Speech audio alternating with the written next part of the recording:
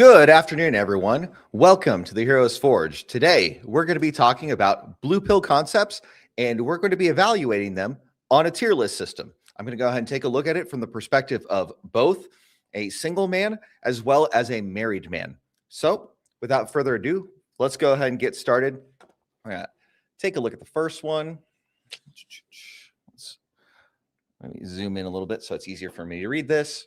Let's start with self-expression over responsibility. I think in a lot of ways, people will self-expression over responsibility. I think that it's really important for men, generally speaking. Let's go ahead and change this up. It's really important for men to bear their responsibilities in life, and that it is often men failing to take on their responsibilities that lead to many of the failures and the punishments that men bear disproportionately in society. However, our society right now wants to go ahead and encourage men to express themselves and the way that they want to feel and come off to others above taking on the responsibilities that they bear in life. And I think that in so many ways, having this attitude will lead to failure in a man's life in such a way that is difficult to truly express how deep the lasting effects will be. And I think that as a measure of a man, one's ability to take on responsibility well is by far one of the greatest things that you could do as a man in order to achieve any modicum of success. So in terms of a prescription of the blue pill, I think that self-expression over responsibility is an F-tier concept in terms of the blue pill, both as a married person and as a single person, because especially as a married person, your responsibilities often lay into how you are perceived by your wife, your children, and the society as a whole. And so it is for these reasons that it is clearly an F-tier concept. The next concept to take a look at is love means unconditional acceptance of all behavior ever. So unconditional love, Chris Rock says, is only available to children and dogs. In a lot of ways, I think that's true. And that when men have the mistaken belief that they should be loved for who they are and not necessarily a conglomeration of who they are and what they do and what they provide to society, that men end up with really negative views on themselves as well as society as a whole. And so I think that when the blue pill goes ahead and encourages men to accept everybody unconditionally, they end up feeding somebody into really ill-covered and ill-conceived conditions, right? So when we go ahead and look at these recent controversies of things like women leaving a life of promiscuity and prostitution and things of that nature, and then coming into the church and then expecting to be completely absolved of everything, sure, from a sin perspective, they've been covered, all of their sins are forgiven. However, they still have the consequences of the actions that stood for them in the long run. If they had STIs, they're still going to have STIs. If they've got an alpha widow complex, they're still going to have an alpha widow complex. So for these reasons, I think that it's incredibly important as men to have a clear understanding of the things going on around us, and for us to make reasonable judgments and assertions and like an analysis of the world going on around us, and not to give anyone love unconditionally. Because even when we're looking at our own children, there are conditions in terms of how we treat them, whether or not it is in a loving manner. So for example, if my children go ahead and they disobey the rules to the extent that they're breaking laws, it would not be loving for me to just accept them the way they are. It would be my responsibility as a father to get them in line with proper good order and discipline, and get them in line with legal requirements for good citizens. It would not be good on my part as a father to just allow them to live a life of licentiousness and to not be able to really associate themselves not only in their family, but in the society. So that's why I think that the idea of love meaning unconditional acceptance of all behavior is an F-tier blue pill concept. And I would not recommend that to be a guiding set of circumstances for any man or regardless of whether you are married or whether you are single. Next up to evaluate, we have got happiness is the highest goal. I think that this is something that is often told to men, that all that matters is how happy you are. And I think that for a lot of men that don't have a good idea of bearing responsibility in society, the allure of happiness as the highest goal is something that's appealing to people, especially a group of people that believe that harm is the biggest ill in the world, and they look at happiness as the reverse of that. So when we look at happiness as the highest goal, we fail to realize that just being happy and doing the things that make us happy don't actually move the needle a lot in society, right? And in a lot of ways, we as men have our responsibilities to bear, and if we don't bear them, society begins to collapse. For example, all infrastructure, for the most part, in society is built and maintained primarily by men. And if men are not doing the things to maintain that infrastructure, it collapses, and we end up having to invest more and more. And that costs taxpayer dollars and company dollars and things of that nature for failing to maintain the things that were already there in the first place, that were given to us by previous generations. So in a lot of ways, this idea of having happiness over everything else is going to lead men into destructive behaviors. Once again, solid F tier ideology from the blue pill. Next up, just be nice. Kindness alone creates attraction.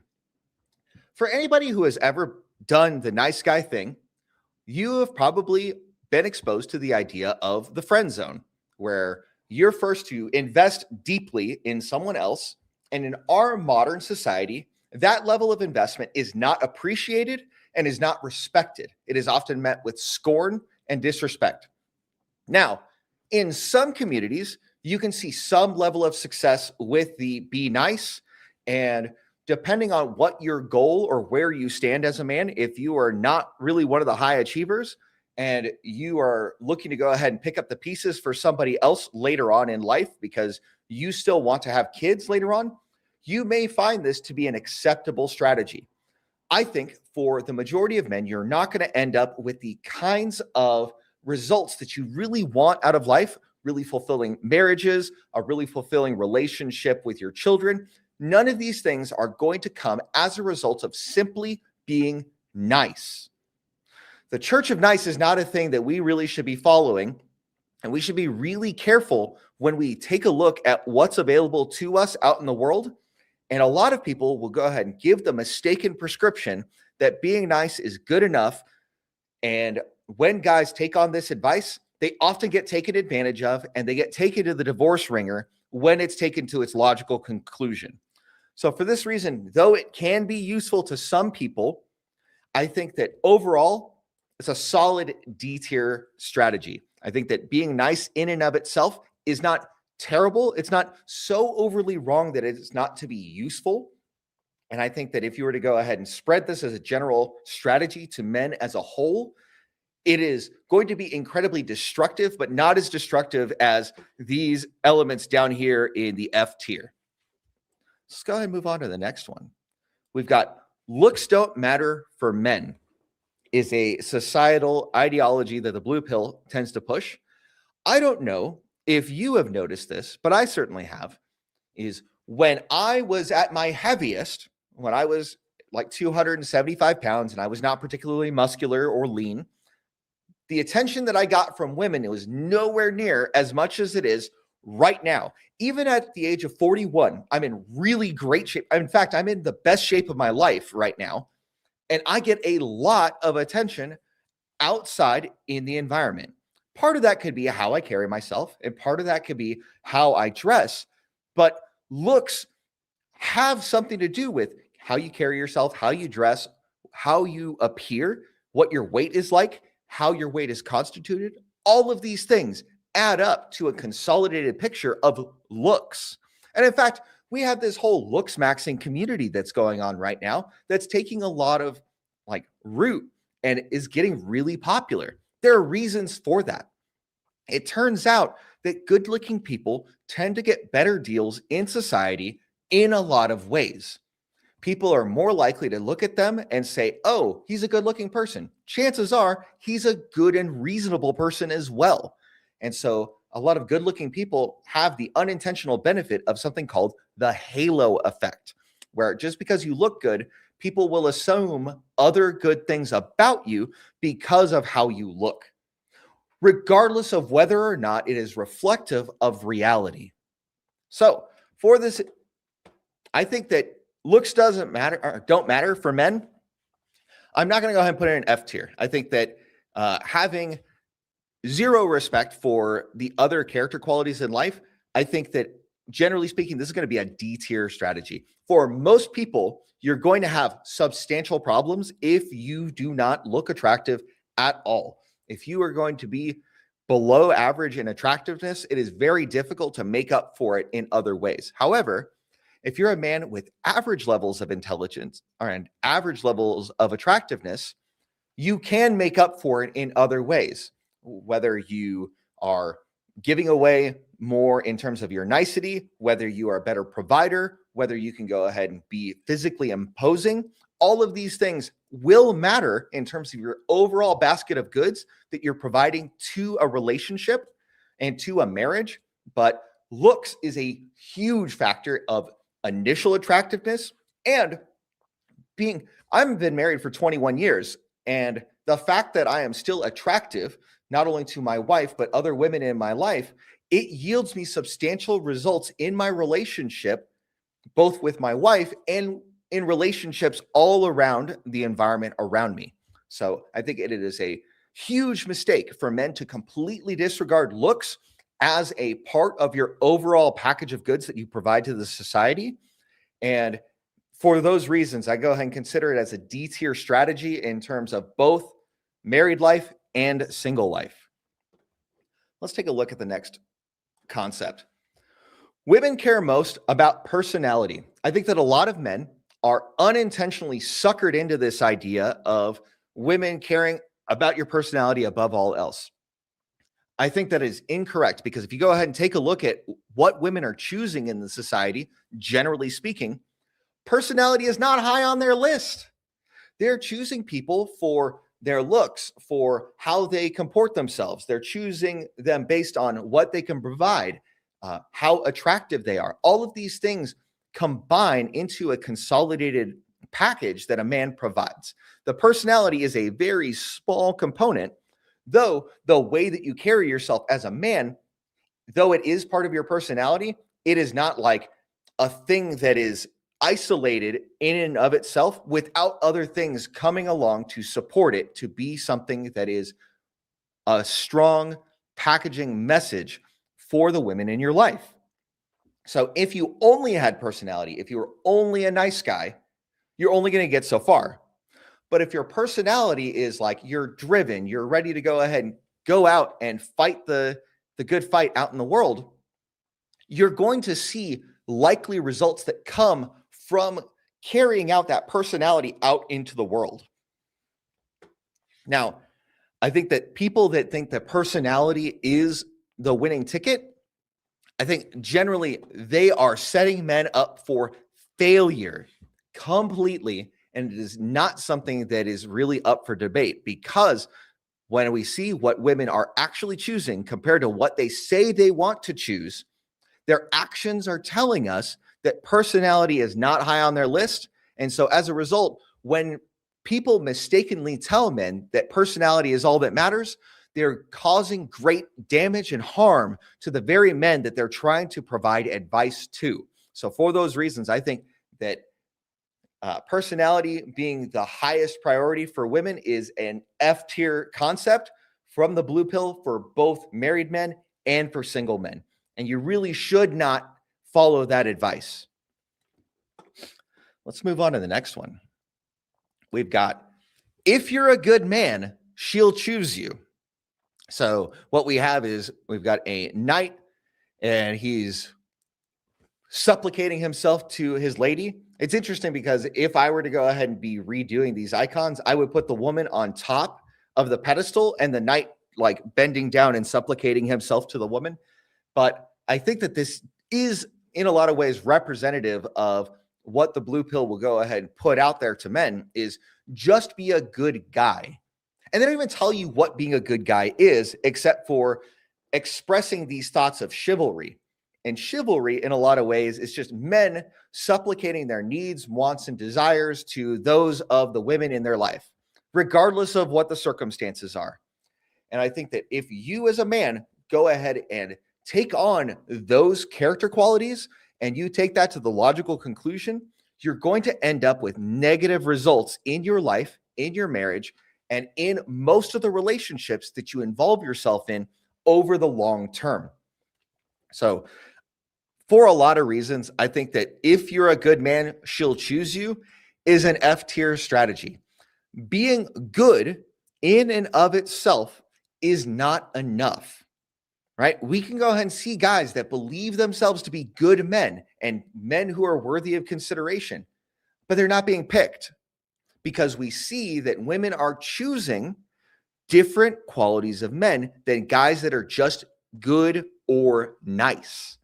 So while it is good to be a good man and it is good to be kind to others, neither of those qualities in and of themselves are good strategies. And when you talk to men and you give them the advice, if you're a good man, she's going to choose you, you're setting them up for situations where they are picking up broken pieces for women that have had colored pasts, generally speaking, because the women in their prime are not generally picking men that are only good men.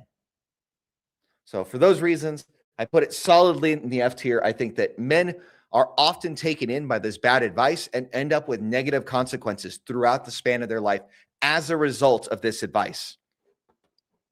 Next up, we've got attraction grows automatically over time. Now, I think that generally speaking, this has something to do with what you go into your relationship like.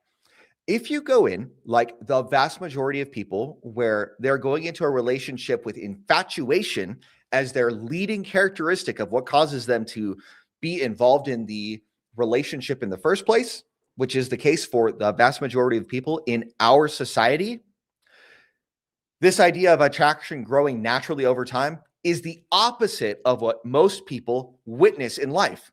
If we go ahead and look at things like the 7-year itch in marriage or the 21-year itch in marriage, we see that attraction doesn't grow automatically, but is often a matter of the effort that is put in over an extended period of time in the relationship, right? It is not enough for you to just be and do whatever. You can go ahead and get married and decide to gain a bunch of weight or stop working and see how far that relationship goes, how automatic attraction is in growing. And you will find that it is the exact opposite, that unless you are still striving, you are not going to see improvements or benefits over time in terms of your relationship and in terms of attraction and in terms of long-term success in marriages and long-term relationships. It turns out that the best things in life take work.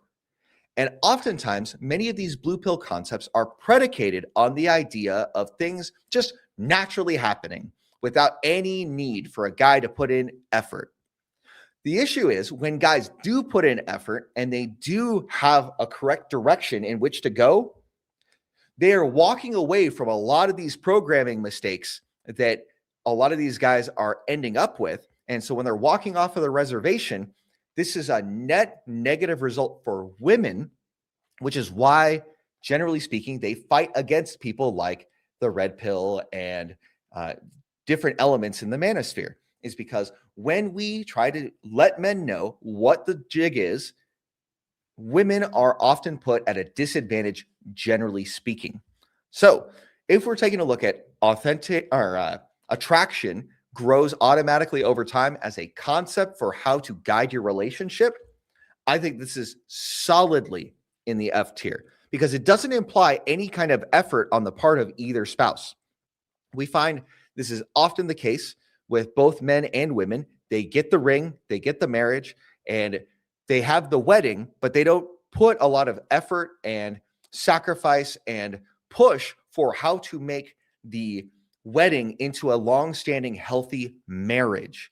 And that lack of persistent effort on the part of both the husband and the wife, because both of them should be adding to the marriage so that both parties can be made better off, you're going to see abject failure. And in fact, I would be so bold to say that if anybody genuinely applies this concept of attraction grows automatically over time, they will find themselves at the end of the relationship and in very short order.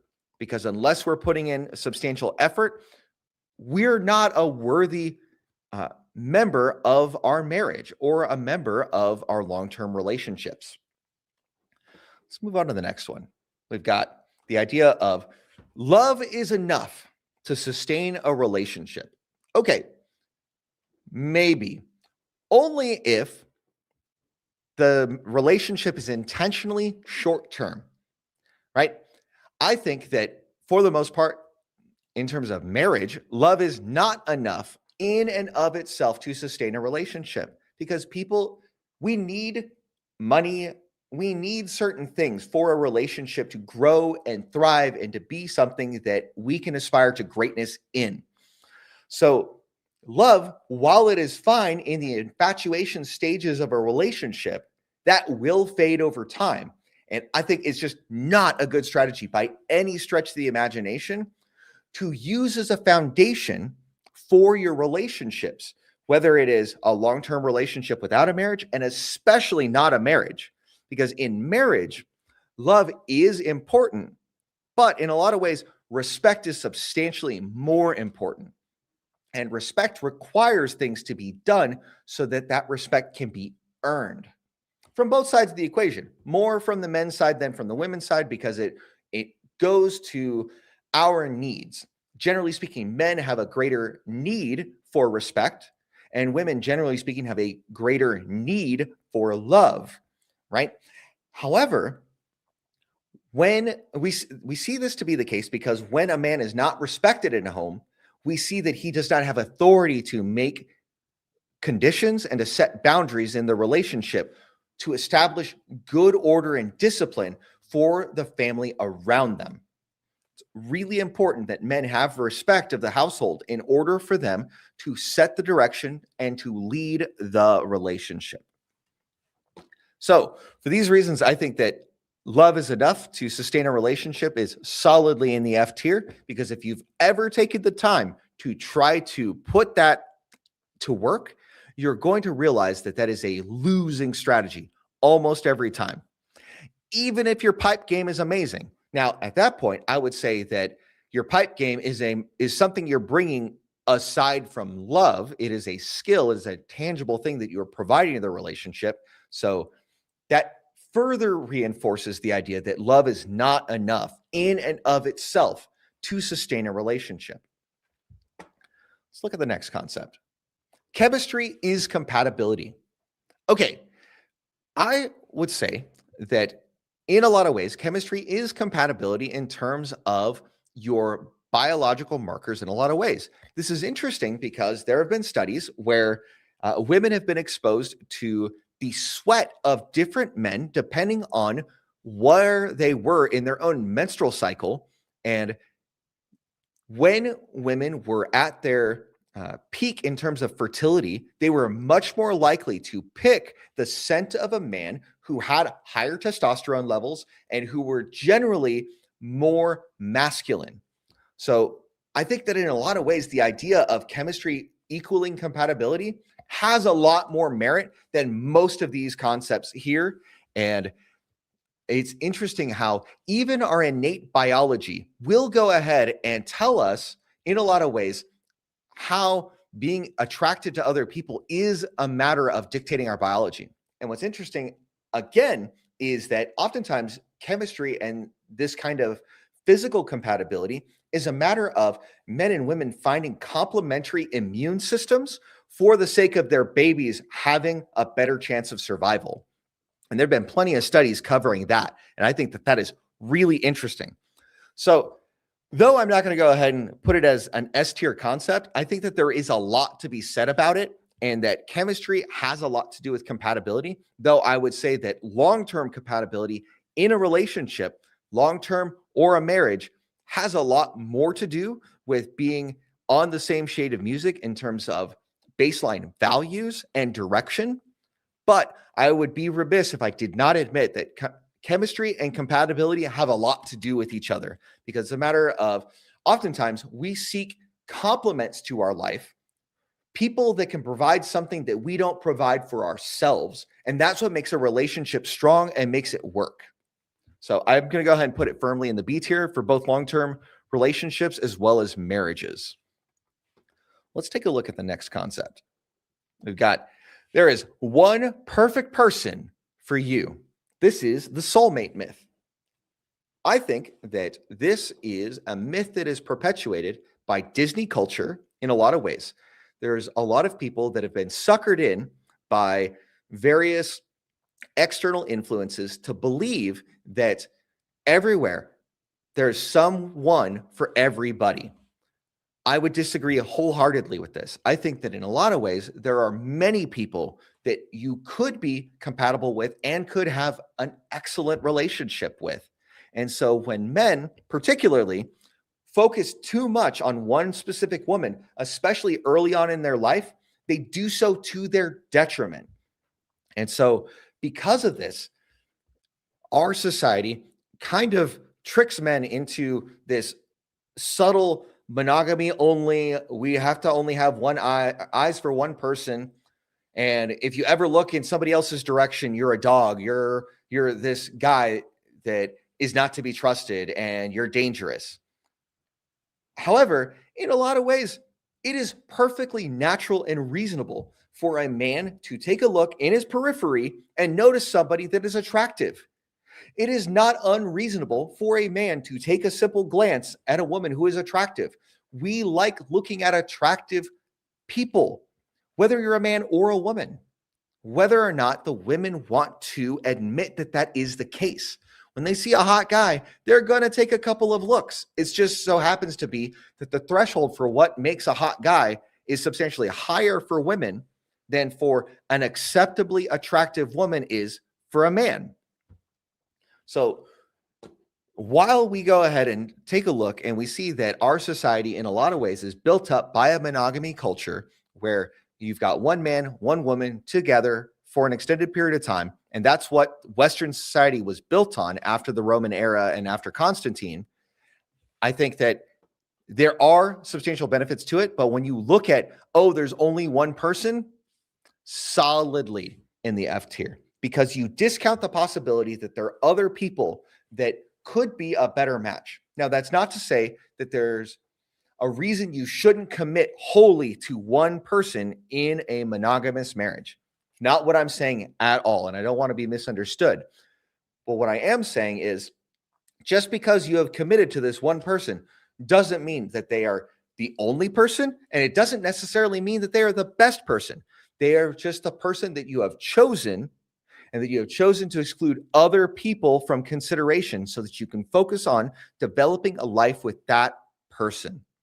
So say that the idea of the soulmate myth is an F tier concept, needs to go away, but we have Disney culture that teaches us in so many ways that that's what we should believe is right and good and true and beautiful. Let's move on to the next one. We've got women don't care about status or success. All right, this is an interesting concept. I think that a lot of men have the mistaken idea that their status does not reflect their attractiveness in society, or that their successes reflect their attractiveness in society. This comes from a fundamental misunderstanding that a lot of people in our society have, that men and women are functionally equivalent and they're the same, and they have this idea of this thing called blank slate equalism, where they believe that everything is 50-50. Everything a man can do is a thing a woman can do. Everything that a man finds attractive about a woman should find attractive in a man, and vice versa. This is where women get really confused in the dating market, where they believe that their career and their money is something that's really attractive to men in the marketplace, where I would say that most men do not value those career and educational attainment as much as they value things like virtue and loyalty and a willingness to submit to authority. These kinds of things are much more attractive to men in women than they are in men for women. So they have a fundamental mismatch of what is attractive in society. So when men falsely believe that their status and their attainment and their successes don't have any bearing on whether or not they are attractive in the marketplace, they have failed to recognize what they as men are expected to bring to the table in a relationship. And these women that try to tell men that their level of success isn't what their primary attractiveness measures are, fail to recognize that men, generally speaking, are success objects to women, and women are primarily beauty objects and other objects to men. And when you misunderstand that polarity between male and female relationships, you misunderstand many of the fundamental underpinnings that go into what attracts men and women from their relative positions. So I'm not going to go ahead and say this is an absolute F tier, because there's different levels of attainment and status and success. And there are still plenty of average guys with average success levels in an average career that are still doing okay, and they're still managing to find a wife over time, and they're still managing to find a long-term relationship. Is it with the highest quality of women that you would want to have it with? Probably not, but that's not what I'm making the argument for. I'm making the argument that even if you have a little bit of status and a little bit of success, it is still helpful to you. And if you completely disregard status and success as a motivating factor, you can still be attractive with average levels of success and attainment without really taking the time to focus on it specifically. All right, let's move on to the next concept. We've got men and women are the same. Okay, so we talked about this a little bit, where there's a lot of confusion about whether or not men and women are interchangeable in terms of their attractiveness and whether they are interchangeable in terms of functions in society. We find in a lot of ways that men and women are not, by any stretch of the imagination, functionally equivalent. No matter how much the people on the egalitarian left would want us to believe that is the case. If we go ahead and take a look at something simple like the special forces in the military, there are relatively few women who can meet. In fact, I think that for many of the programs, like the SEALs and the Green Berets, there haven't been a single example of a woman who was able to meet the stringent requirements for those teams. And so in a lot of ways, we fail to recognize as a society that men and women are not functionally interchangeable, even though the society wants to gaslight us in a lot of ways into believing that is the case. And so when men and women routinely fall into this trap, we fail to recognize fundamental realities of the world around us.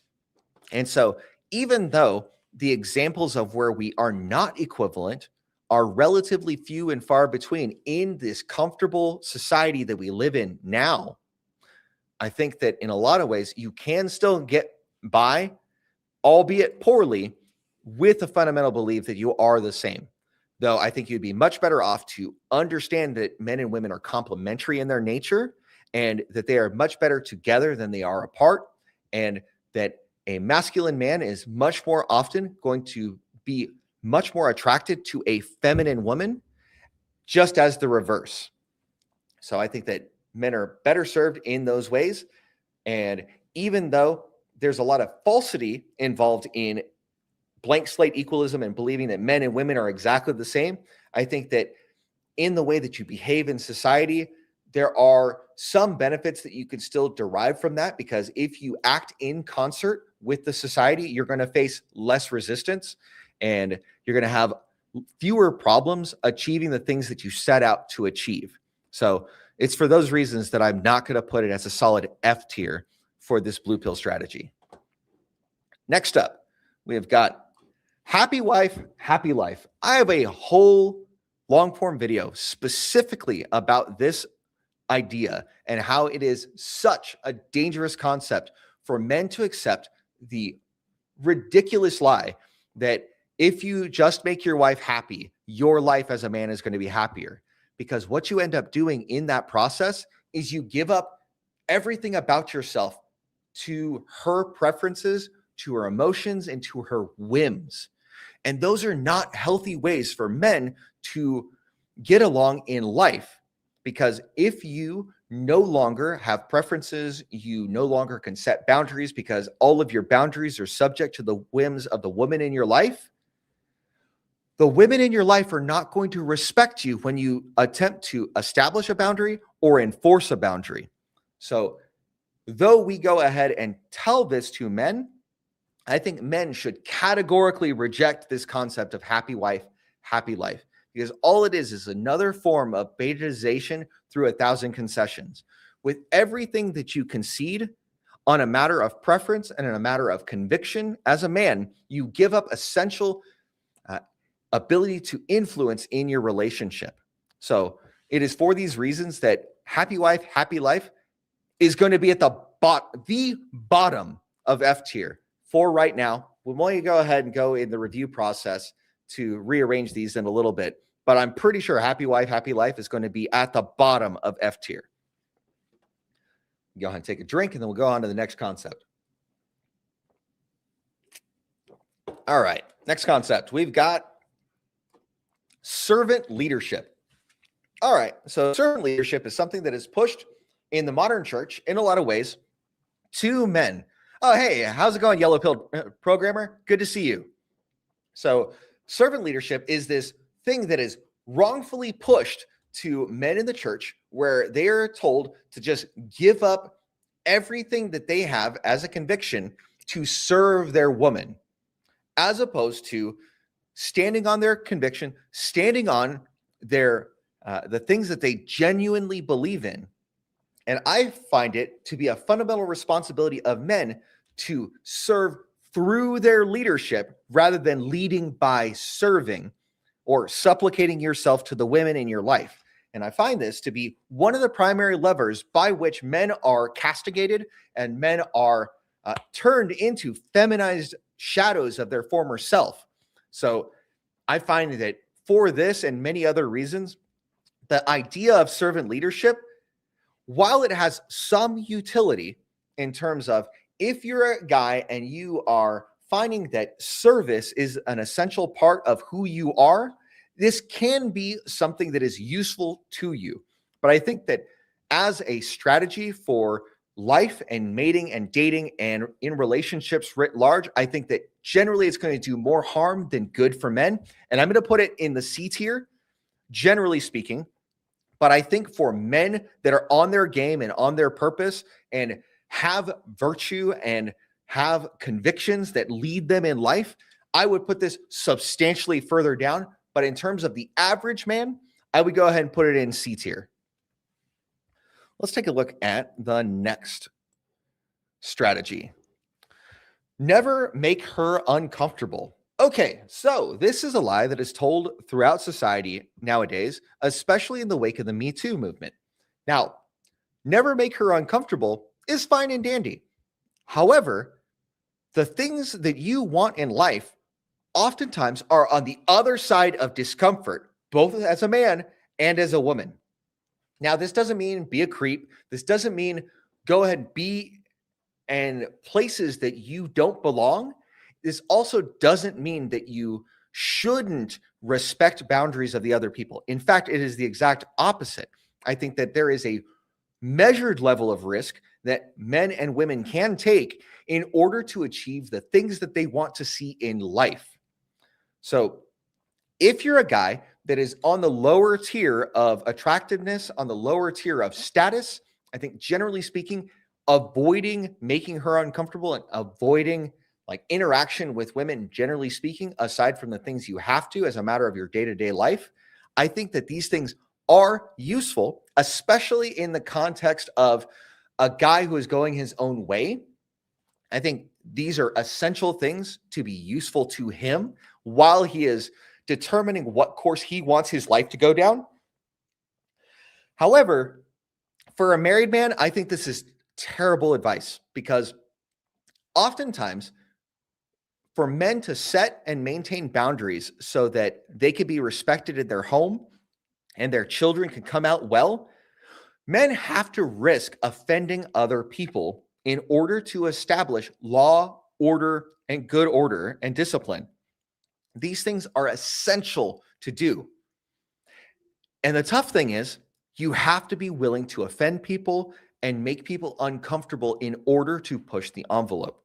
So there's good and bad in this. I would say that for a single man, if you're on the lower strata of society and you are working your way up, never make her uncomfortable is a decent strategy. However, I would say it is a terrible strategy in terms of being a married man and wanting to lead your family. So because of that, I'm going to balance that out to the D tier. It has limited utility, but the elements of limited utility do not overwrite the inherent dangers of applying this on a universal basis. Let's move on to the next one. We've got avoid conflict at all costs. This goes hand in hand with the previous one, and I'm going to have most of the same commentary, but I'm going to apply it in a different context. So we talked about men and women in the last strategy, never make her uncomfortable. Now, in this strategy, avoid conflict at all costs. When men are unwilling to stand up for what they believe in and stand up for themselves and advocate for themselves, they end up only getting the results that other people are willing to give them without struggle. It turns out that for men, life in and of itself oftentimes is a matter of struggle because most of us start with nothing in our life and don't start with the advantages that a lot of women are perceived to have to begin with, right? We have to create our value over time. And whether we like it or not, that is a reality of the world. And reality does not care how we feel about it. Now, avoiding conflict in terms of men interacting with other men, I think that this is an extremely dangerous strategy because it is okay to take measured risks when you're advocating for yourself. Like if you're doing a really good job at work and you are showing the company that you are creating value for the company in excess of your wages and in excess of your peers, it is totally reasonable for you to approach your supervisor or a couple of supervisory levels above them to see what opportunities exist beyond your current station to see how you can increase your compensation by providing increased level of value to the company or to the organization. And part of that is going to involve embracing conflict because there are other guys that also want these positions that have leverage, that have influence, that have the ability to make decisions, that have the ability to change things in the company and to solve problems at different levels.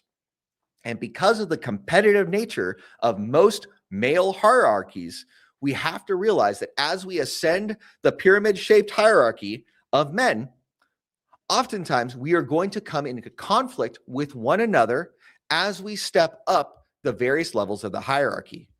And it is not until we become comfortable as men with the idea of conflict that we can actually ascend and climb in the first place. There's a lot of guys that are out there that are convinced that they shouldn't have to fight for the things that they get. Okay, sure. Well, say you take that as your fundamental assumption. You're only going to get average benefits associated with an average progression level relative to your other peers. So as you are together with other men of a similar age and a similar education level, if you are not pushing for yourself, you're not pushing for other men that are around you to ascend together, the guys that are worth being on the team, you're going to have these benefits that are not in line with other men that are truly succeeding in life. So I'm going to say that avoiding conflict at all costs is even worse of a strategy than the idea of never make her uncomfortable. because at least never make her uncomfortable has limited utility in terms of not getting accused of various pest crimes or finishing up the idea of avoiding conflicts at all costs and how that is devastating to men in a lot of ways. And by not taking on the challenges that are set before you in life, you end up with average and below average results. So let's go ahead and move on to the next concept here. We've got always validate her feelings. Always validate her feelings is an idea that her feelings are all that matter, and it is something that you should go ahead and subject yourself to in so many ways. However, the idea of validating her feelings has limited utility. If you only validate her feelings, then you're going to end up with so many problems on the back end. And if you are set validating her feelings, there is limited utility to that. But there's going to come a point where you have to go ahead and say, we're going to set the feelings aside and we're going to deal with the actual problems at hand, because it's very important for us to do that. It's important for us to be able to deal with the various things in our life and to encourage others in our periphery to be willing to take on their part of the responsibility, especially women who typically have a hard time bearing responsibility and being accountable for failings along the way. Oftentimes, they're going to dodge having direct responsibility and deflect responsibility. Whereas I find that men, if we are stuck on validating her feelings, always, we're going to have substantial problems in both long-term relationships and in marriages. So the fact that this is a universal is going to put it right in the F tier. I think that generally speaking, that is not a good strategy for men. There is some utility in validating her feelings most of the time, but if you go ahead and wrap it up as a moral absolute that should be obeyed at all times, in all places, for all time, that's a huge losing strategy for men. All right, let's see here. Let's go ahead and take some time to look at the tier list and work on rearranging. All right, B tier, we've got chemistry as compatibility. I think it's perfectly fine there. We've got servant leadership in C tier. I think that it is useful from a utility perspective for some men, but lacks in utility for a lot of others. And because of that, I didn't put it all the way in F tier because there is that utility involved in it. But servant leadership is something to be wary of, generally speaking. Next up, we have just be nice, kindness alone. I think just be nice should be at near the bottom of D tier. Looks don't matter, can be near the top. That's perfectly fine. Men and women are the same. I think it's fine where it's at. Never make her uncomfortable. Yeah, I think we can go ahead and move this up a little bit in the D tier. I think there's still enough utility to men that are going their own way that it doesn't land its way all the way into the bottom of D tier. All right, let's review our F tier strategies. We've got, too much.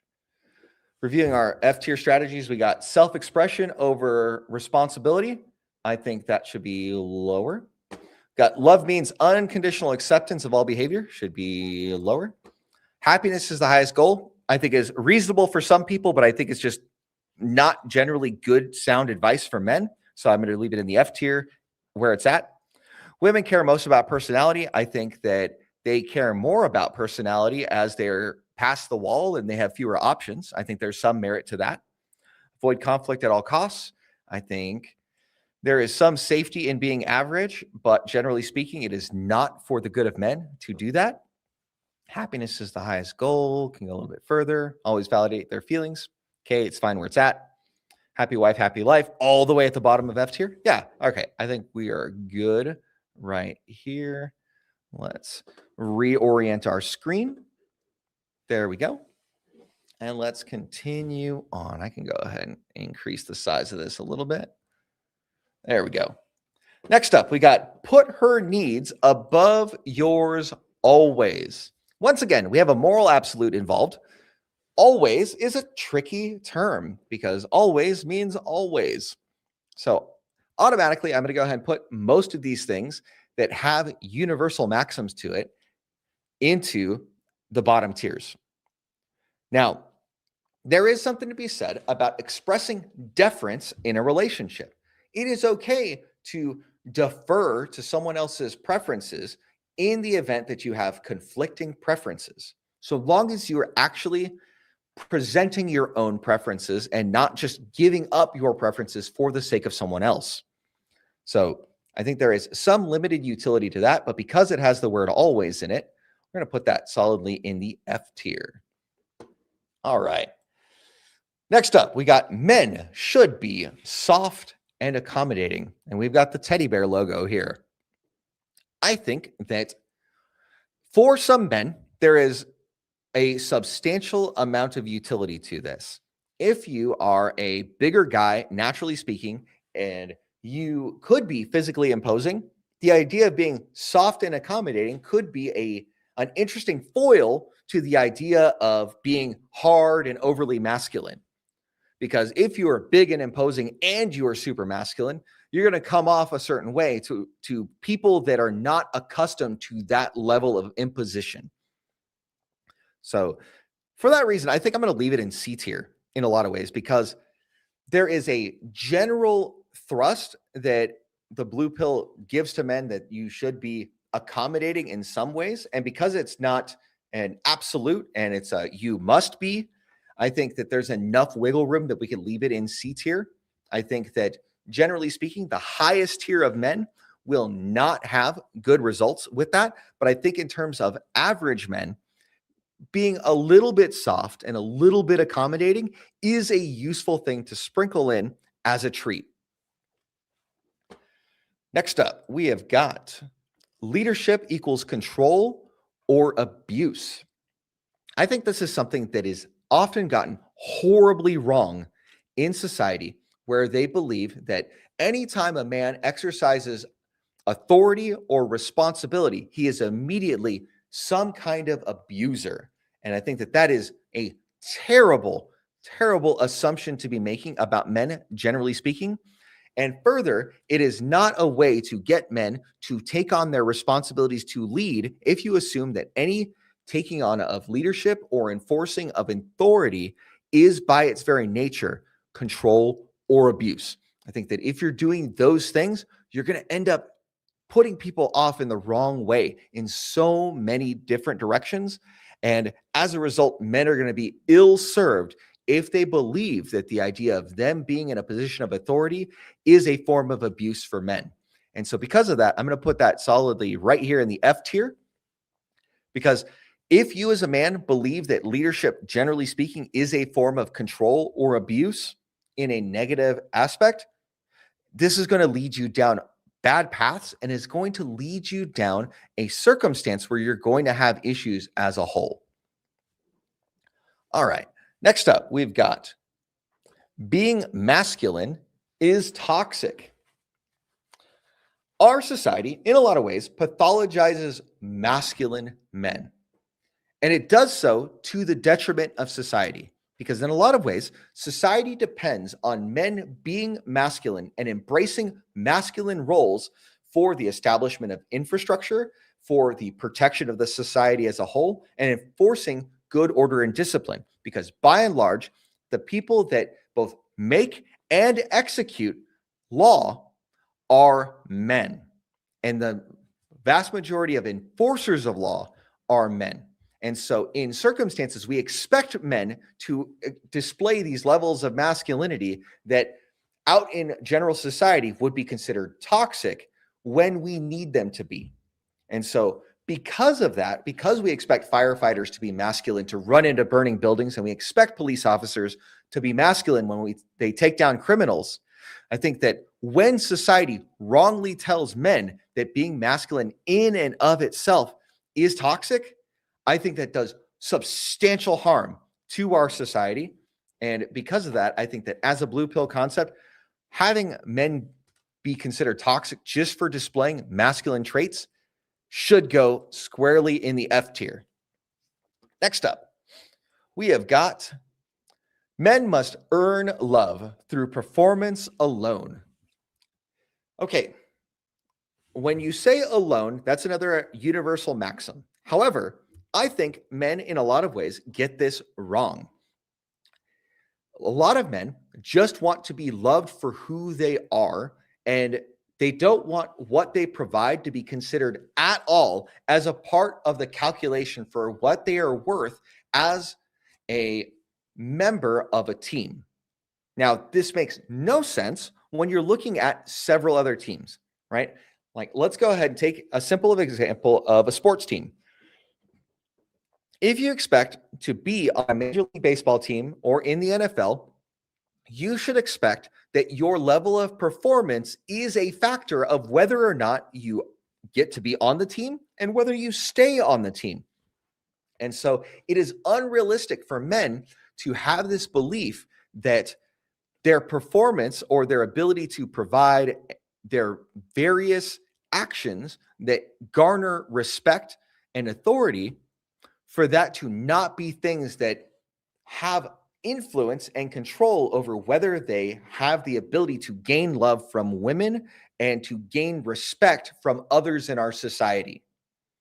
So when people go ahead and talk about men must earn love through performance alone, I think that they are much closer to right than they are to wrong.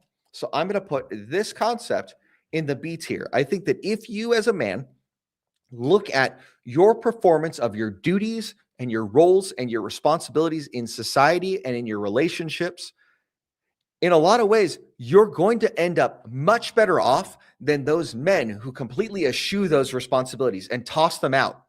I think it's just incredibly important for men to understand that we do have fundamental responsibilities in our life and are much better off to understand that that is the case and to not ignore what we are doing and what we should be doing. Because when we do that at our peril. Because when we let go of all of our responsibilities, we let go of the very things that give us power and give us respect and give us the ability to influence the people around us and the world writ large. So I'm going to go ahead and put this firmly in the B tier as a strategy for the blue pill. Next up, we've got the idea that 50-50 relationships are ideal. I think that in the modern landscape, if you are a man that does not have amazing things to provide to a relationship, the idea of a 50-50 relationship is appealing on the surface. Because on the surface, we think that we're doing 50-50 of everything. It's going to be great. I pay 50% of the rent. You pay 50% of the rent. I do 50% of the chores. You do 50% of the chores. We're going to divide everything exactly in half. However, the reality of the circumstance is relationships are incredibly rare that last with a truly 50-50 dynamic. The vast majority of women would prefer that their man make substantially more money than they do if they had the choice in the matter, right? So if you ask women about their ideal mate, they're going to tell you certain characteristics. And for the most part, it involves provision. This is something that the late Kevin Samuels often asked women. He would ask them, as a percentage, how much of the family's total expenses do you believe you should have to bear for a lifetime? And a lot of the women that started the conversation at a 50-50, when Kevin Samuels would bring something up like, well, what about when you get pregnant? What about after you have children? Do you still want it to be 50-50?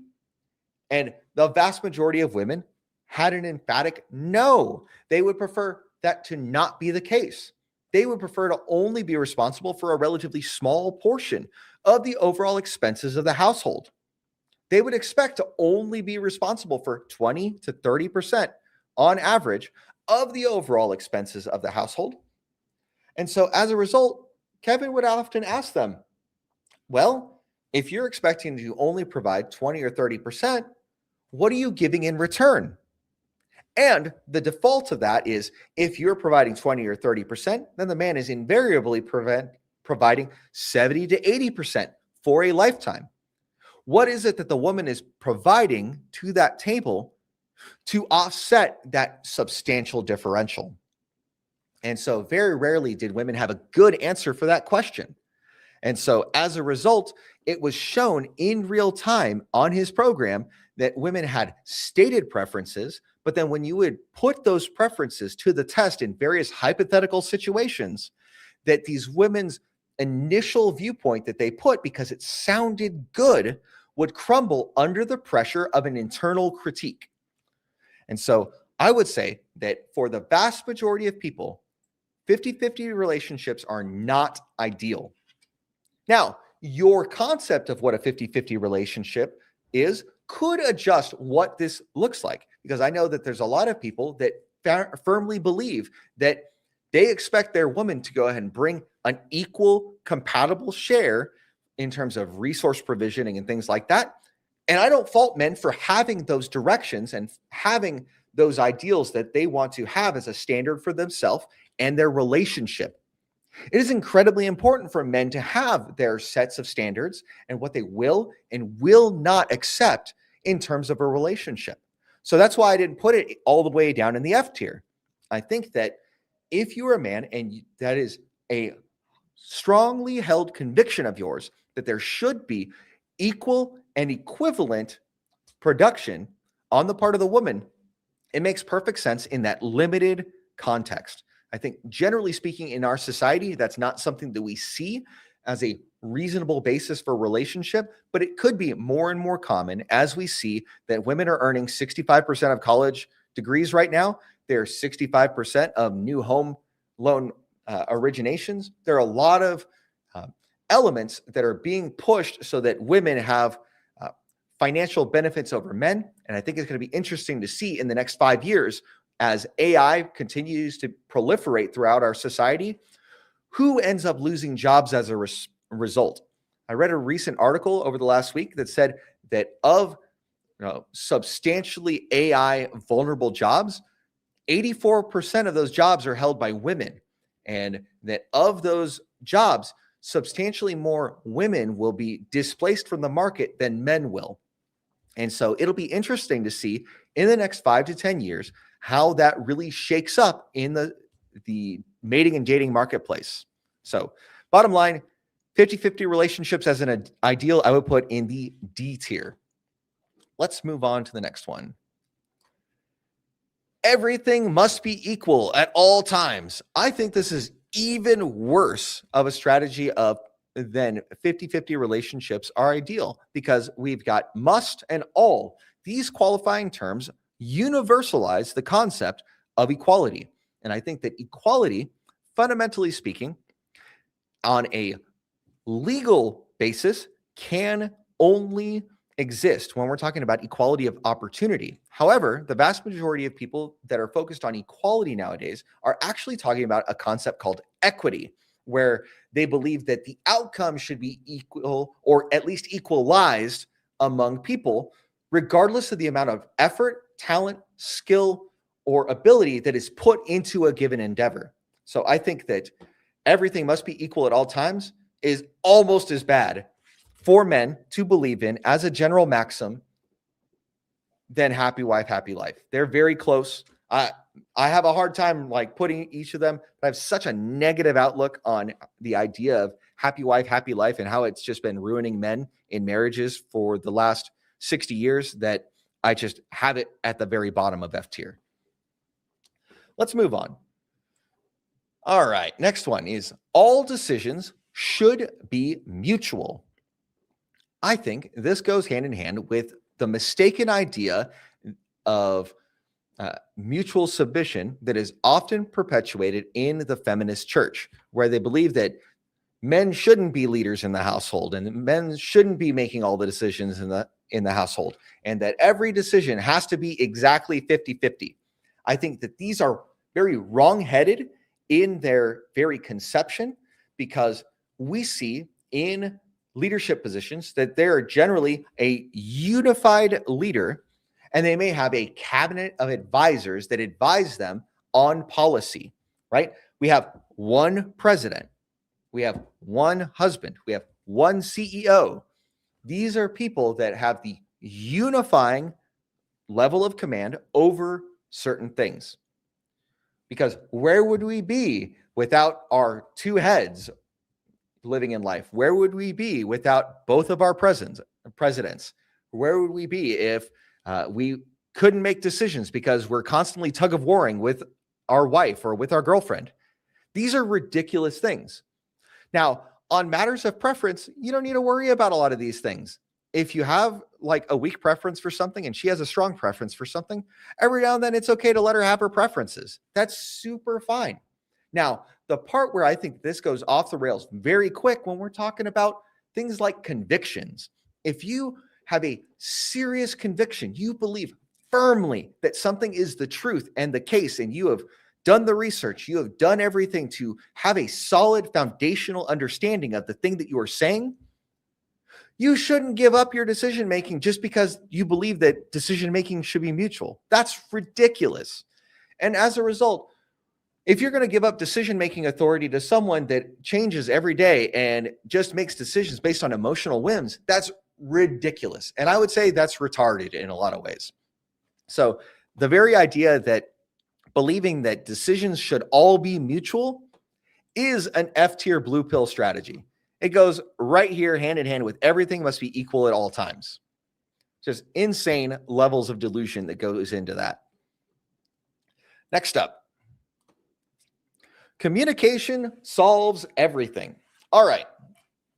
In our culture, we have a lot of people that falsely believe that therapy and communicating can solve everything.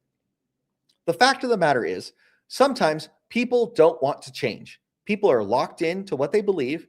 People will not change unless circumstances change around them.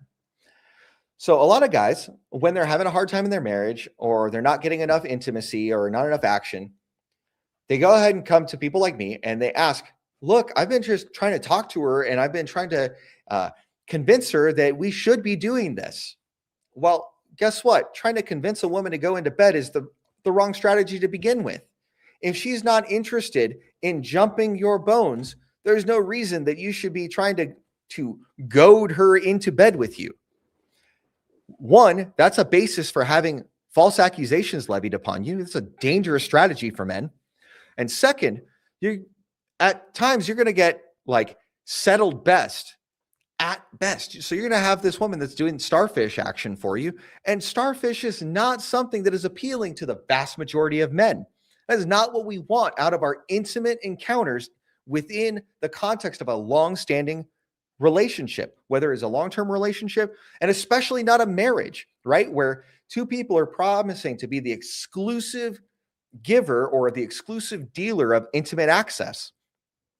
So when we go ahead and talk about this idea of communication solves everything, it is such a dangerous concept because in reality, you just talking about things rarely are going to solve fundamental problems in your relationship.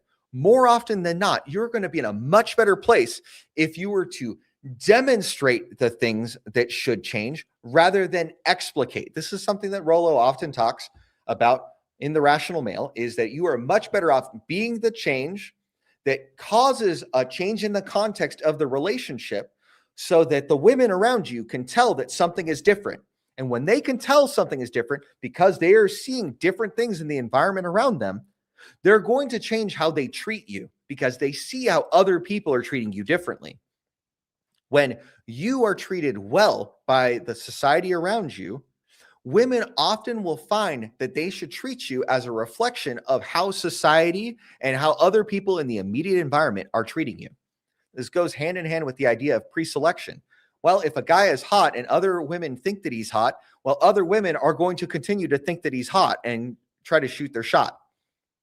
So because of these factors, I think that the idea of communication solving anything is incredibly dangerous. And generally speaking, not in a man's best interest, because most of the time, men don't even know how to adequately communicate well in a way that a woman can understand where they're coming from.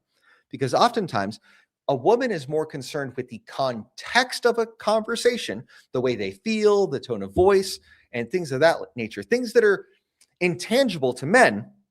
Whereas men, we tend to focus on the content, what is being said, not how it is being said.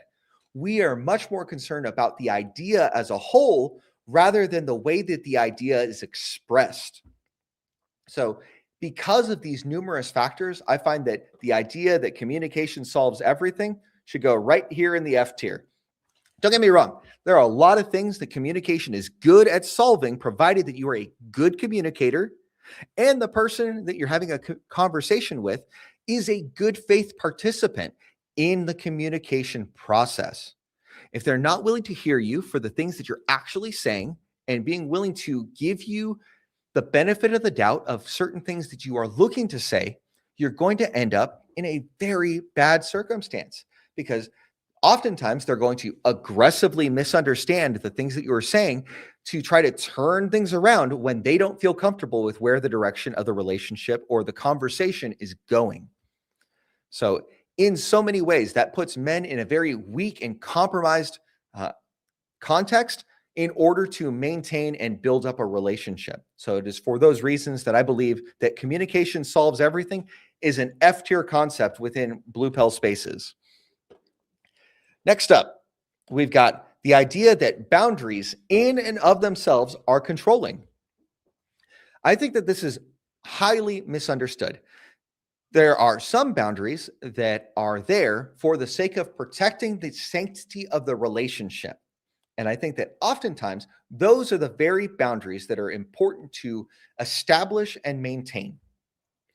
Now, some guys can go ahead and go really far off the mark where they go ahead and use this as an excuse for totalitarian control in a relationship. I think that if you are a man and you are doing your best to, on a good faith basis, provide sound boundaries so that your relationship can thrive under various circumstances, this is an incredibly useful thing to be having in a relationship. Like, for example, say you as a man, one of your boundaries is in a relationship is you don't want to see a woman going on girls' trips. I think that's a perfectly reasonable boundary to have in a relationship, because we know that in our culture, oftentimes girls' trips leads to foul play and a lot of bad consequences, not only for themselves, but for the relationship. And so when you as a man, you don't have this boundary for the sake of protecting the relationship and the sanctity of the relationship, you're going to end up with so many damaging results that come from that. So as a result, I think that the idea in the blue pill that boundaries in and of themselves are controlling, I think is solidly in the F tier, because they fail to understand that boundaries and good order, discipline, law, and order are essential elements to not only a strong society, but a strong relationship. Whether it is a long-term relationship or a marriage, having good boundaries for the relationship and what a man is willing to accept in a relationship are incredibly powerful in maintaining the relationship and having it be a high quality relationship where everybody involved feels loved and respected and admired and cared for.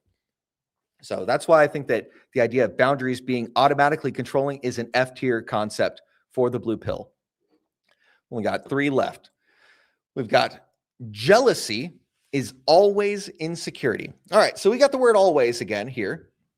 When we got this green eye of jealousy. I don't know if it shows up really well, but this green eye of jealousy.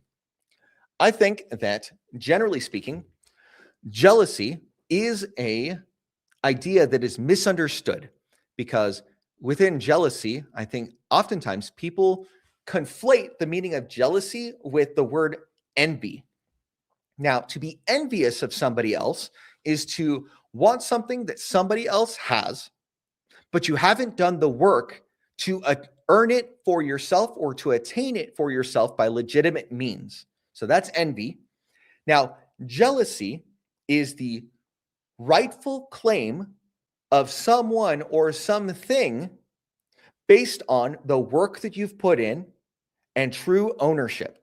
So, for example, in the Bible, God says that he is a jealous God in the Old Testament. And in a lot of ways, he is expressing that jealousy when the people of Israel and the people of the Old Testament did not follow the law that was handed to them. And so in that context, because the the Hebrews were God's people, it made perfect sense in that context that these people belong to God. And so God is rightfully jealous for his people. They are his. He carved them out for himself. Now, in like manner, jealousy is a useful thing in a modern context. Feeling jealous when something is going on that it shouldn't be usually is an indicator as a man that a boundary has been crossed or something you perceive should be a boundary in the future has been crossed. Jealousy is a useful thing in its proper place. So as a man, when you feel jealous about something, it is useful for you to take the time to notice whether or not it makes sense for you to be jealous, whether a line has been crossed for you, and figure out where exactly the line is for you. Because when you can take the time and really think through these things, it's easy for you when you have a conversation about establishing a boundary. You are clear-headed about expressing what it is that was the boundary, what it is that is considered crossing the boundary, and third, what are anticipated consequences or the natural things that come from that boundary being crossed. So in so many ways, I think that jealousy is a useful tool in its proper context. And when you go ahead and say that jealousy is always insecurity, I don't think that insecurity in the way that is normally used today is something that actually makes sense. Because most of the time, when a guy has standards and has boundaries, he is often met with shaming language. And, oh, you're just insecure is very often a shaming tactic that women use against men. And oftentimes, it's not a matter of insecurity at all. It's a matter of security. A man is so secure in his value that he is not willing to put up with these violations of these boundaries that he has established in the relationship. And he's willing to go ahead and enforce those boundaries. So if anything, it demonstrates actual security because he is not afraid of losing the relationship as a result of enforcing that boundary.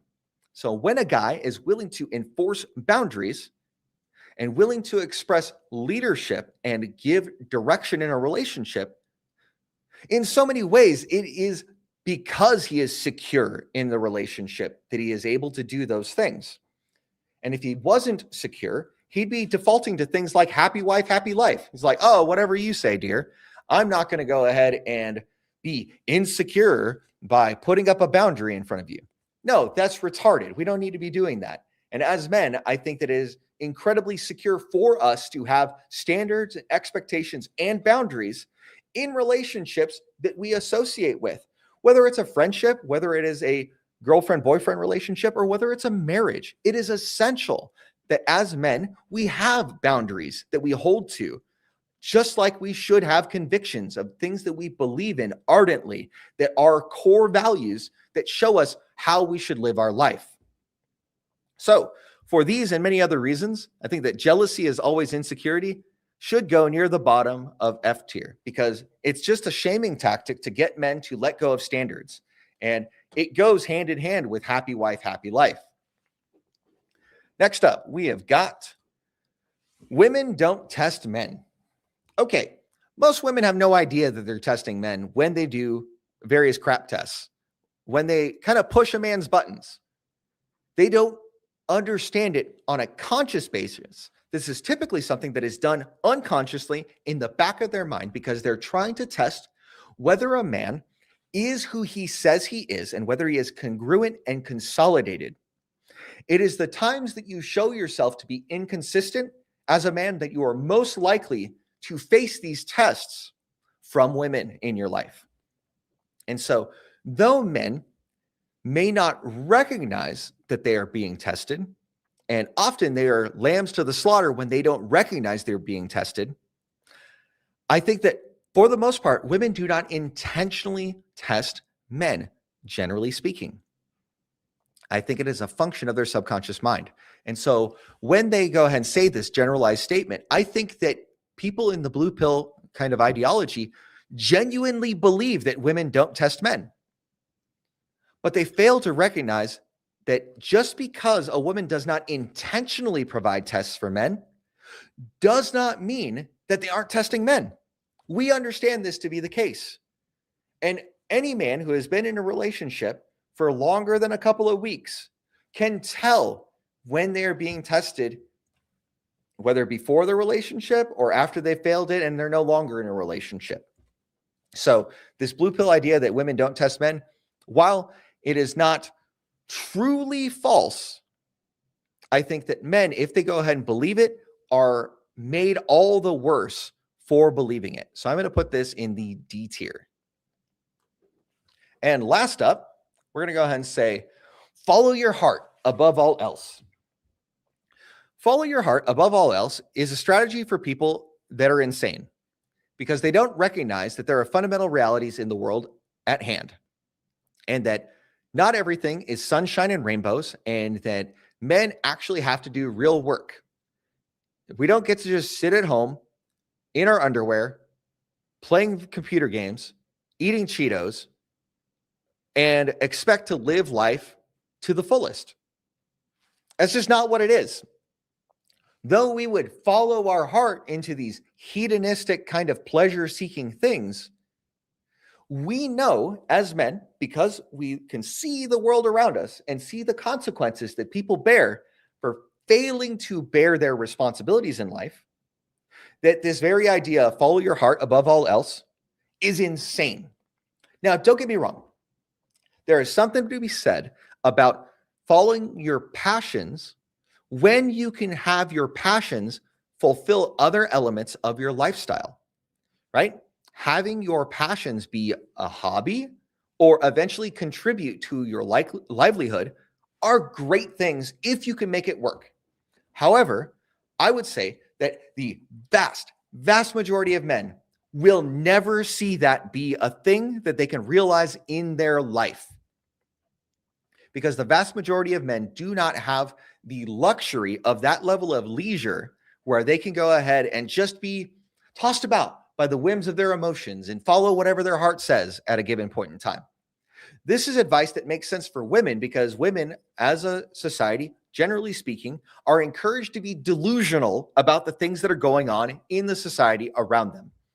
They're encouraged to be thinking about themselves first and foremost and care not so much about the world going on around them.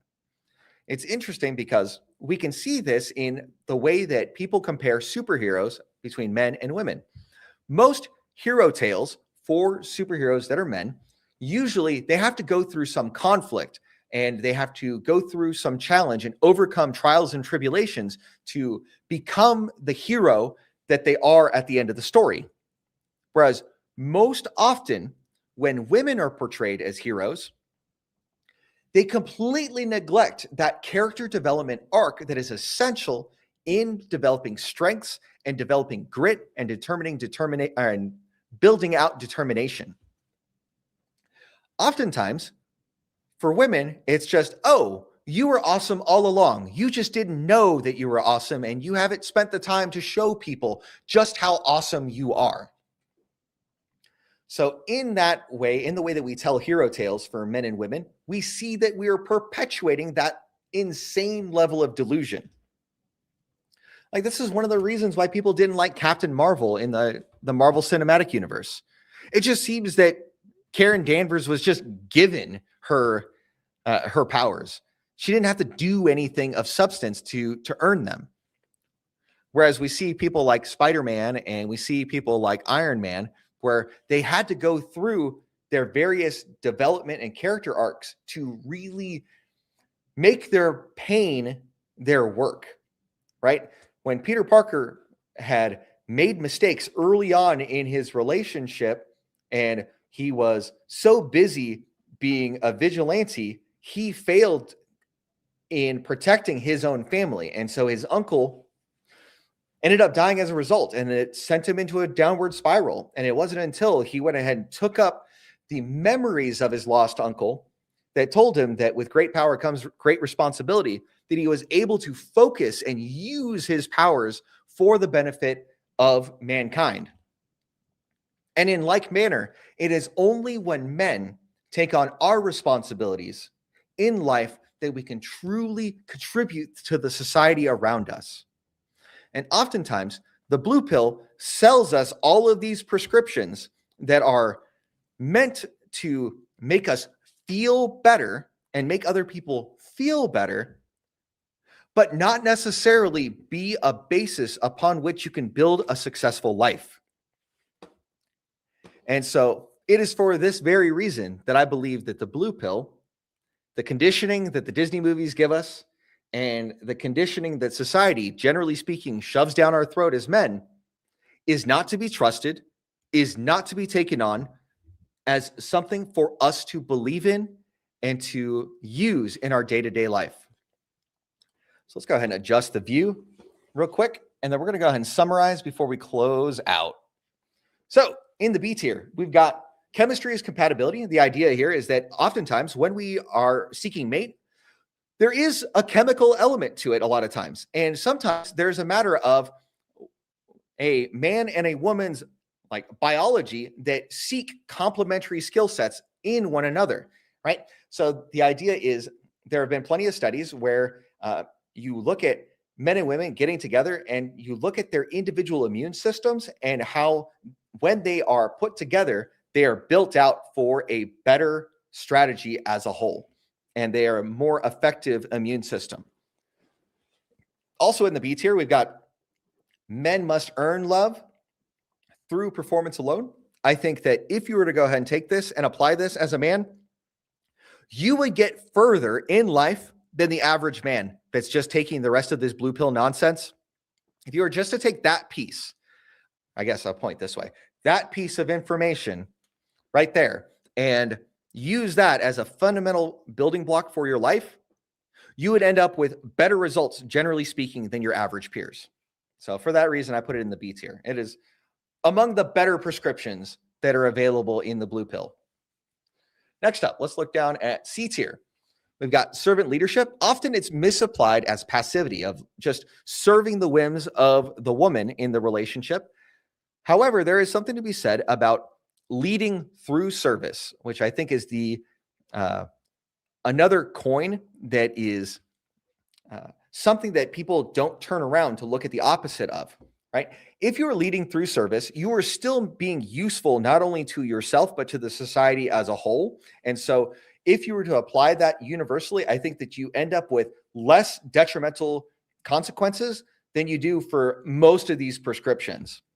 Now, I would say that you want to be doing the opposite as a man, that you want to lead as your service to others by solving the problems, by taking a good hard look at what's going on in the life around you. You are much better off as a man doing that.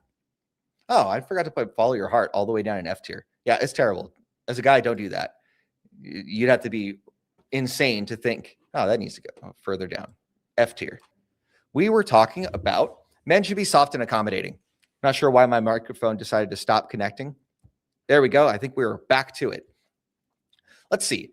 So men should be soft and accommodating. This is contextual in its nature. The idea is that women, generally speaking, can use an accommodating nature when it makes sense to do so.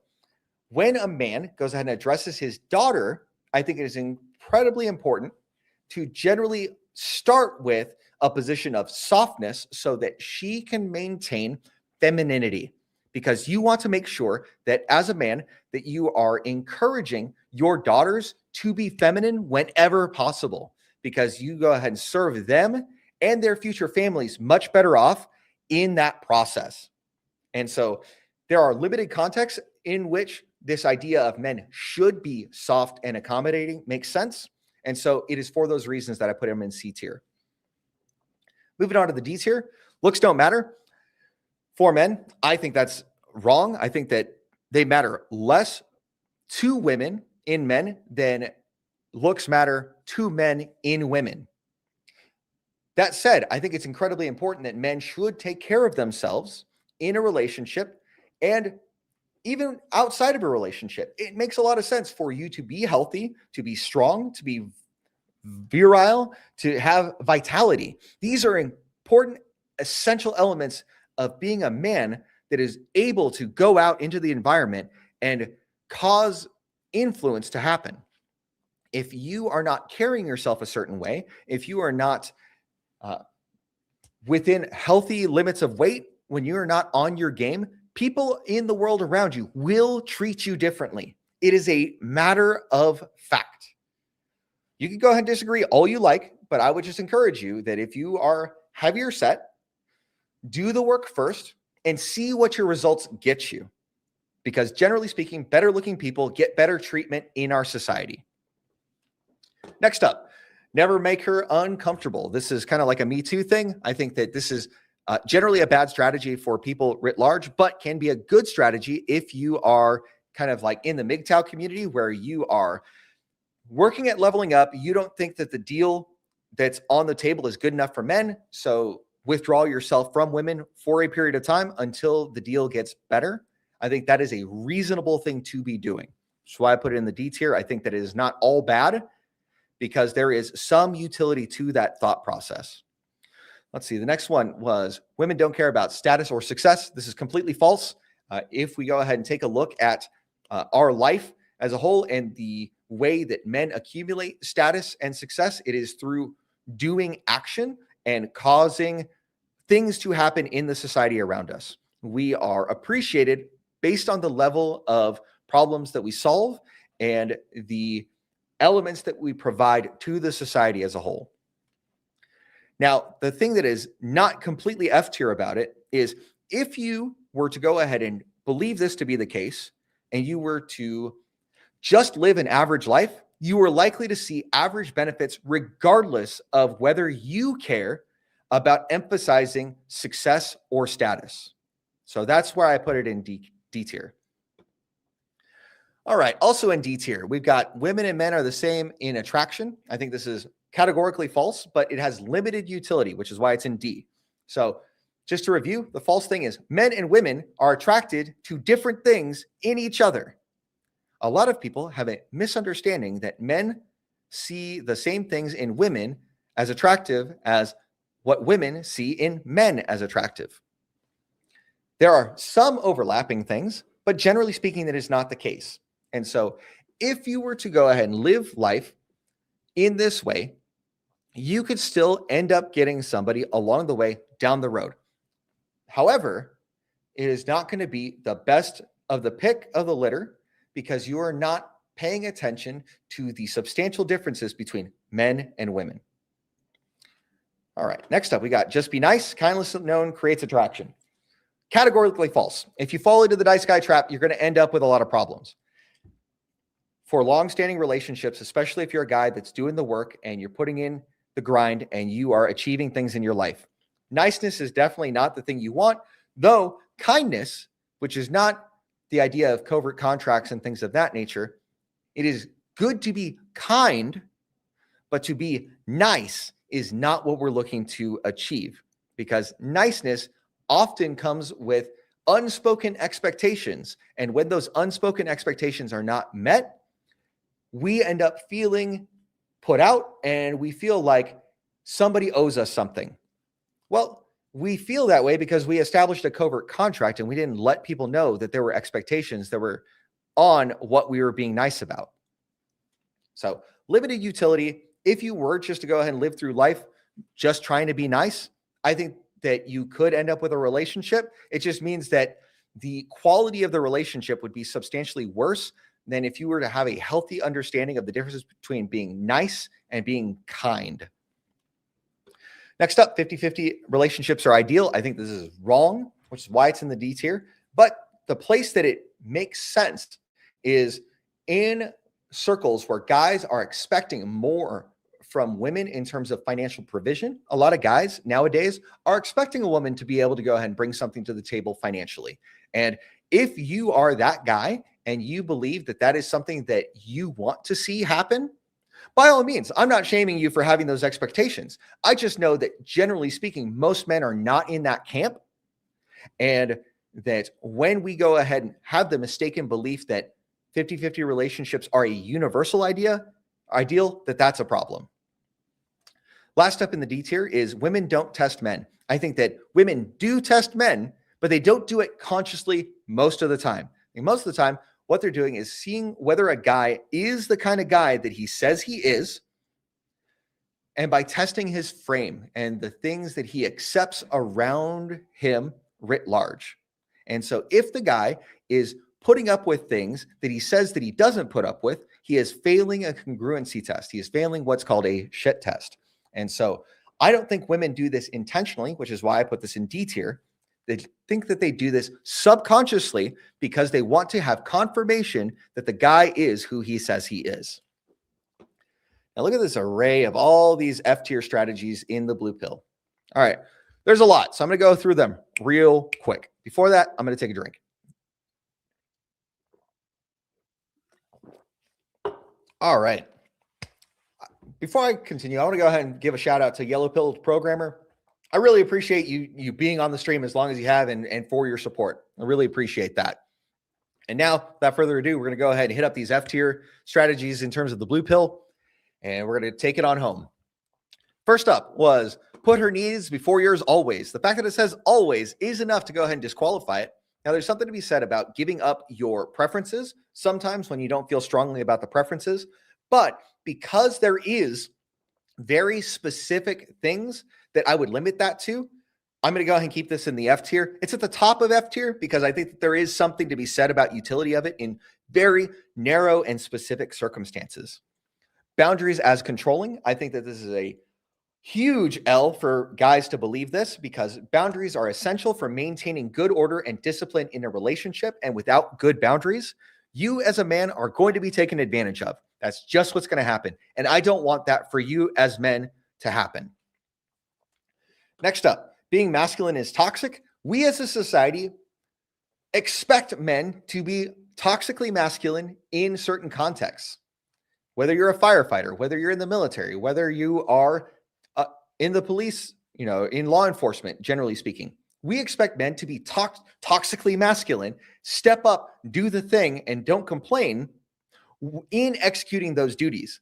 But then for whatever reason, outside of those duties, we expect men to be perfect little tiger cubs and not being dangerous at all. I think that's ridiculous. And I think that the idea of masculine men being detrimental to society is insane. I think that if anything else, we need more masculine men and more toxic masculinity in our environment around us. Next up was communication solves everything. It doesn't, because here's the thing is if you have somebody that is absolutely against the things that you are saying, there's no way you're going to convince them to change their mind. That's just what it is. Next up, leadership is control or abuse. We kind of hit this up with the idea of boundaries, but a lot of times men have the mistaken idea that taking authority in their marriage is by its very nature abusive. And I think that this is where a lot of blue-pilled men go wrong. I think that when men do not go ahead and earn the respect of those that they lead and lead well, that they are leaving so much on the table. And when they can lead well and following their convictions and following the things that are necessary, good, beautiful, and true in a relationship, they end up much better off. And so when they go ahead and eschew this idea of leadership, that they fail to take on a lot of the best things that are available in life to men in the context of a relationship. Next up, we had women care mostly about personality. We know that this is patently false. If we go ahead and take a look at what women choose based on their behavior, not what they say, we see that personality on the part of a man on its own basis is very low on the list of traits and characteristics that women look for in men in a long-term and in a short-term mate. Avoid conflict at all costs. I think this is terrible because men, they have to be willing to withstand pressure and conflict to achieve the best things in life for them and their advancement and the advancement of those around them.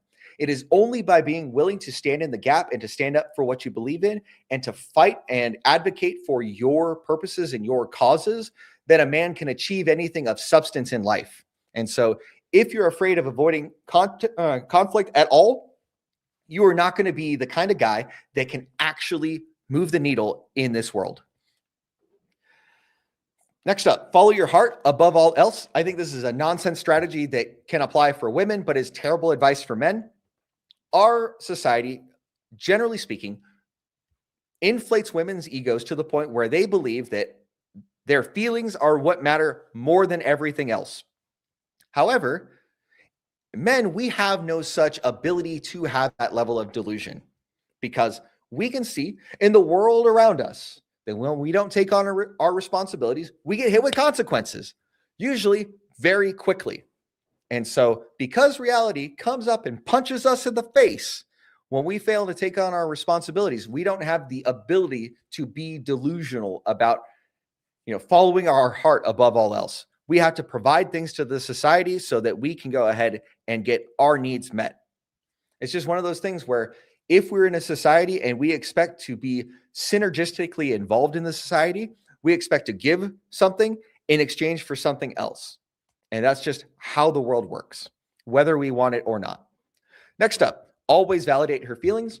This is another thing of blue pill concept where we are encouraging as a society for men to supplicate themselves to the feelings of women. And generally speaking, this is a terrible strategy for men because women's feelings change all the time.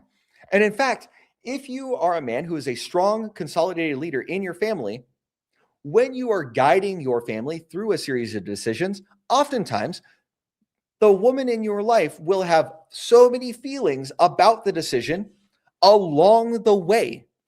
And a lot of times you just need to go ahead and take her input, process it, take a look at the reality around you, come up with a decision, and say, this is what we're doing.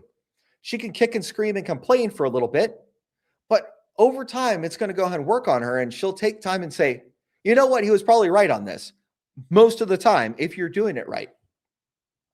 It's just one of the things that it's crazy how so many guys are unwilling to make their wife feel uncomfortable at all, even if it means making their marriage and their relationships better as a result.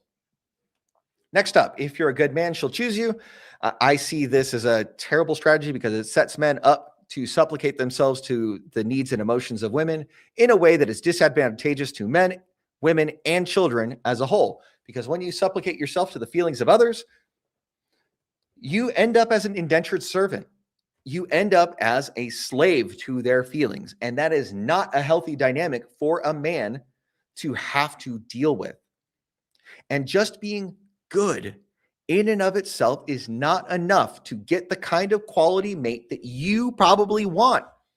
If you're the kind of guy that's putting in the work and doing all the things that need to be done so that your mind is right, your money is right, and your muscles are right, if you're doing all of those things, you expect a good quality reward. And niceness and being a good man in and of itself is not going to get you the quality of reward that you really want in life. So for those reasons, I put it in the F tier. Next up, we got attraction grows automatically over time. This is false because most people go ahead and get into a relationship off of the emotional or romantic relationship model where it's about the feelings. And we see that this automatic attraction over time is false because we see this happening in the 7-year itch and in the 21-year itch, where divorces happen so often at those key periods of time when the romance fades or when the kids leave the house. So if this was true, that attraction grows automatically over time without any extra effort put in by either party, we would be seeing less divorce. That's just what it is. And because we see that that is not the case, we can relegate this to the F tier. Next up, self-expression over responsibility.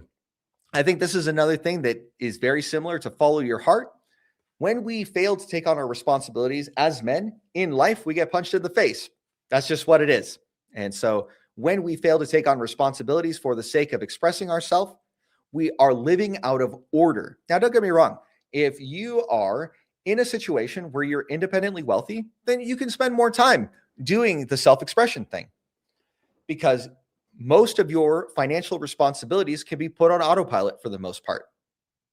And so just because that level of effort involved in taking on your responsibilities is not as big as it would be if you're in a member of the lower classes and you're like struggling to get by, it is still better for you to recognize that your responsibilities are essential before considering your self-expression. So let's see. Next up, we got happiness is the highest goal. I think we hit on that pretty well with the other things. Love means unconditional acceptance of all behavior. I think that men, when they believe this, they set themselves up for all kinds of terrible things.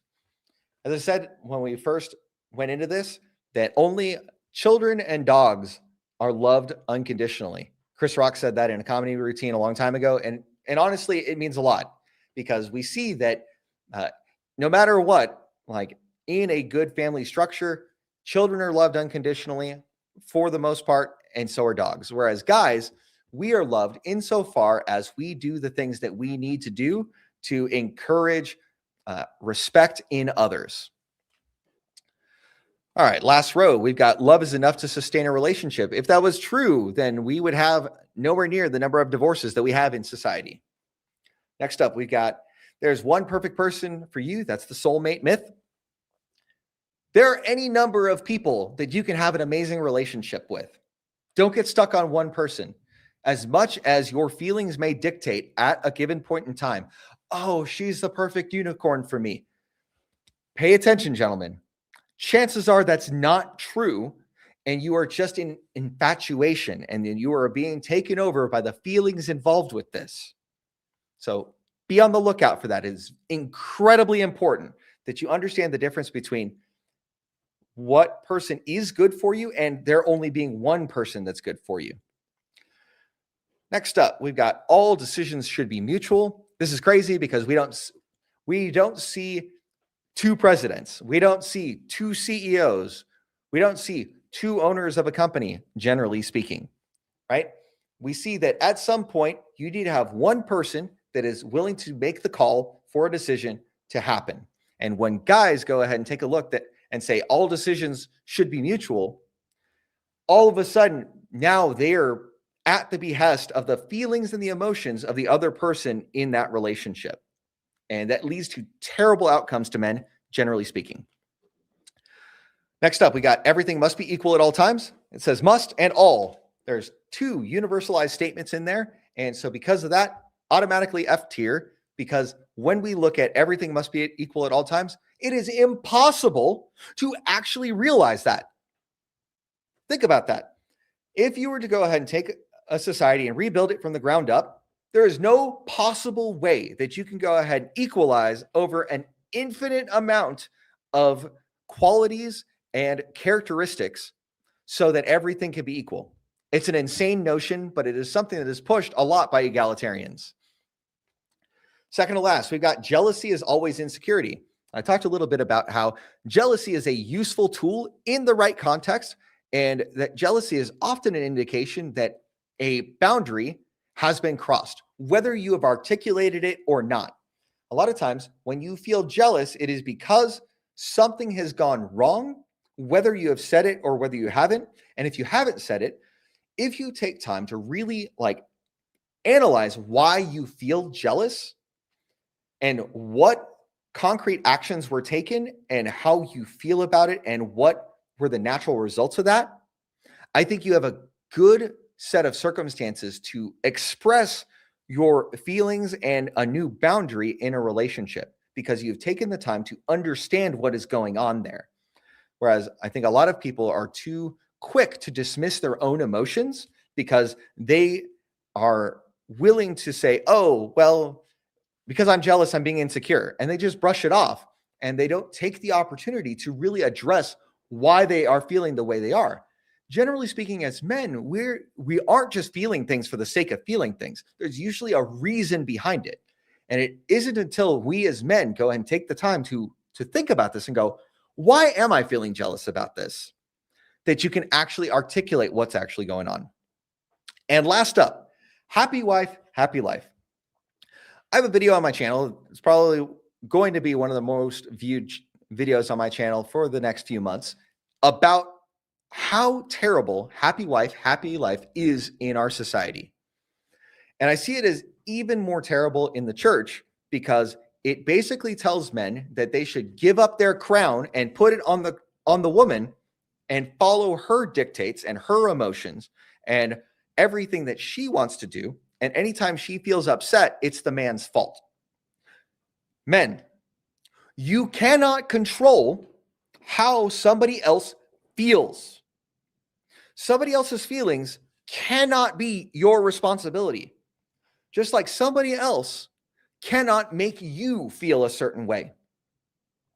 It is incredibly important that you recognize the things you can control in life and the things you cannot control. Because the things you can control, you can do something about. And the things you can't control, you have to go ahead and have realistic boundaries about what you will and what you will not accept in relationship to those things that you cannot control. If you can do that and you can set proper boundaries of what you will accept and what you won't accept, these are going to be great things for you as a man in your life. But if you supplicate yourself to the women around you and you are supplicating yourself to feelings, not concrete actions, not behaviors, but feelings, you are much worse off in life. Awesome. I'm going to go ahead and zoom this back out so we can see the whole list. Some people might go ahead and take a look at this list after the fact and say, Mike, you're super harsh about the blue pill. So here's the thing. I think that the Disney programming that men are given nowadays are so detrimental to us that we are seeing so many pathologies that are coming as a result of it. And it is until we go ahead and take a look at these prescriptions for what they are and either accept them for the utility that they provide or reject them categorically that we as a society will not move forward in any reasonable way until we stand up as men and take on our responsibility and do the things that need to be done. I really appreciate you taking the time to spend your time with me. If you haven't subscribed to the channel, I go ahead and would encourage you to do so. And I just greatly appreciate the things that you do. And I look forward to seeing you more in future videos. I've got a lot of great videos coming out in the coming weeks. And if you are subscribed to the channel, go ahead and take a look. Every now and then, I'm going to go ahead and put a post. It's going to be every other week about the slate of ideas that I'm going to be making regular long-form videos about. And if you'd like to go ahead and influence the decisions about what videos I end up making on the topics that I cover, I fully expect that you guys can go ahead and come and provide me feedback of the kinds of things that you want to listen to and the kind of things that you want more clarity on. And I'd be happy to provide that to you.